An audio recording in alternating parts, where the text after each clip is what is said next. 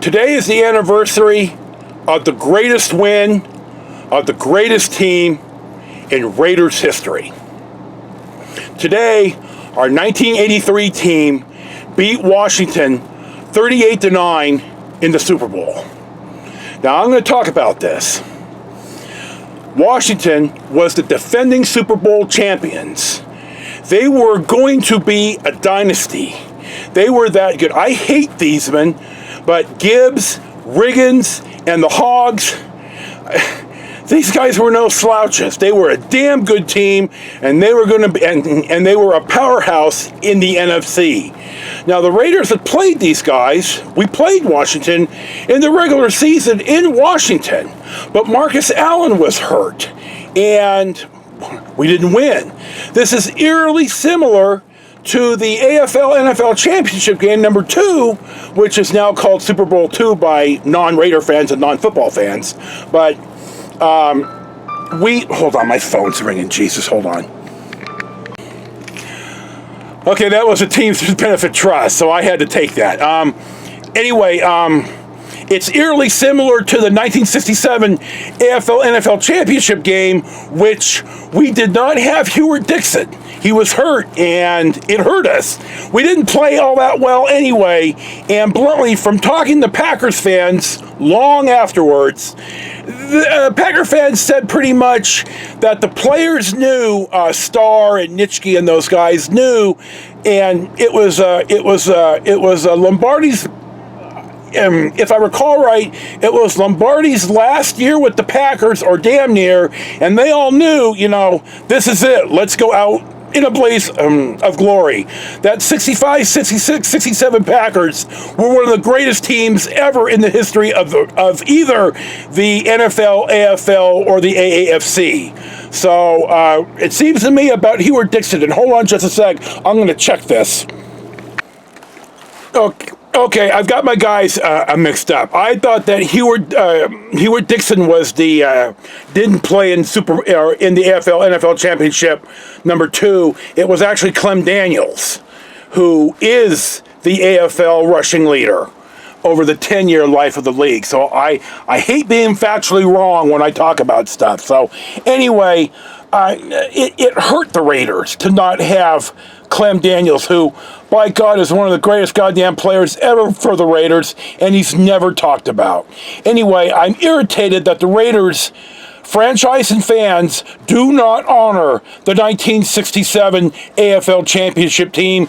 There is no better nickname for any team ever than the Raiders' 1967 defense, called the 11 Angry Men. And I don't give a shit what any of you fucks say. That's just how it is. Anyway, so Marcus was hurt in the regular season game, and the Raiders win the AFC, and we're going to play Washington in the Super Bowl. And it seems to me that Washington was 9-point favorites.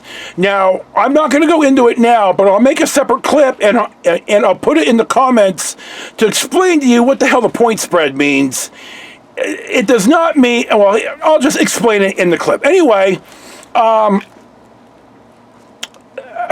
every Raider fan I knew said, my God, it's just not, we're not that horrible.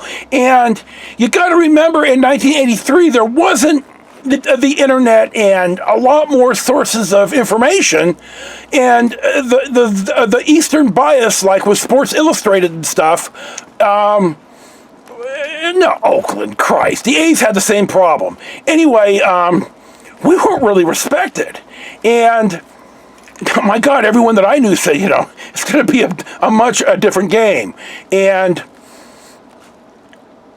the Raiders just dominated this team, Washington. And I'm going to tell you, in the regular season game, Washington lined up and ran a play out of a certain formation, and it was successful. And I'm stunned that Gibbs, Thiesman, and nobody on Washington thought, hey, the Raiders are going to probably figure this out, and we may not want to run it in the Super Bowl. Well, near the end of the second period, as we all know who are Raider fans, They lined up in that same formation, and my God, I was with one of my closest bros, who I'm not close to anymore, another guy that stabbed me in the back. We looked at each other and said, we know this play. And remember, Washington was deep in their own territory. So when they ran this kind of sort of screenplay, Jack Squirek, number 58, God love him, he will be in Raider lore until the end of the universe.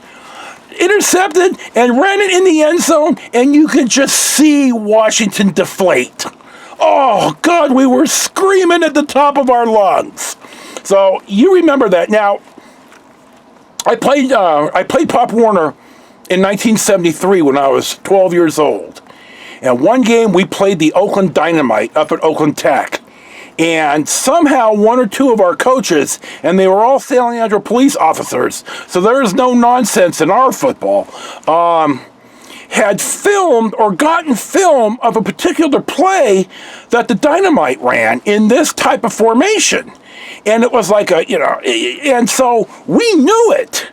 And when they lined up in this formation, we knew what was coming because we had seen it on film. We watched the film as a team, and our coaches went over exactly how we're going to we're going to defeat the play. And the Dynamite lined up in the formation. It was the same damn thing. We stuffed them, and we beat them sons of bitches in Oakland, and they were not happy about this.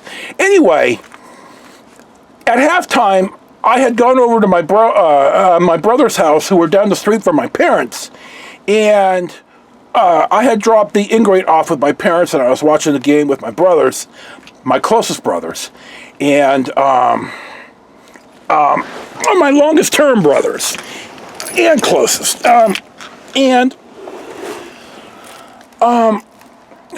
I told them, Washington's going to drive down the field and score when they get the ball in the second half. I said they're not quitters, and by God, they did.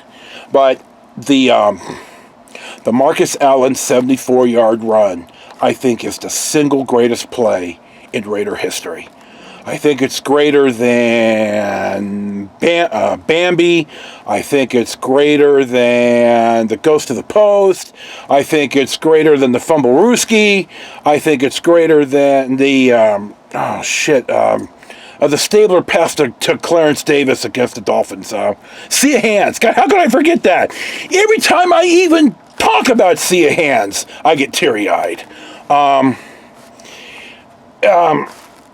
It was just, you could just see everybody on Washington just know we lost, and we're going to get our asses stomped even more.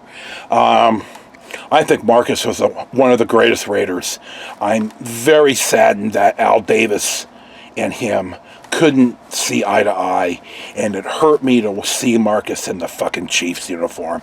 You all know how much I hate the Chiefs, but I think that it's the greatest Raider win of the greatest Raider team, and today is the anniversary, and it seems to me that they were 9-point favorites. Actually, I just read about the AFL-NFL championship game, and the Packers were 14-point favorites, even though it says right there that it was not one of the stronger Packer teams, and Packer fans have told me this in internet conversation. So anyway, I just wanted to point out the greatness of today, that we once had a team that was great, and except for the year we went 12-2, and then Derek Carr suffered the broken leg, and that ruined Carr, and it ruined the Raiders, and well, they're horrible.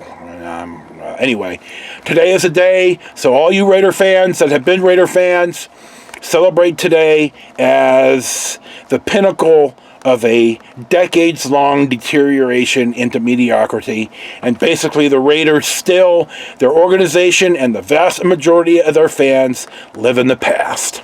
That's just how it is. So anyway, that's the Raiders story. Storytime with Joe for today. Thank you for watching, and enjoy your day.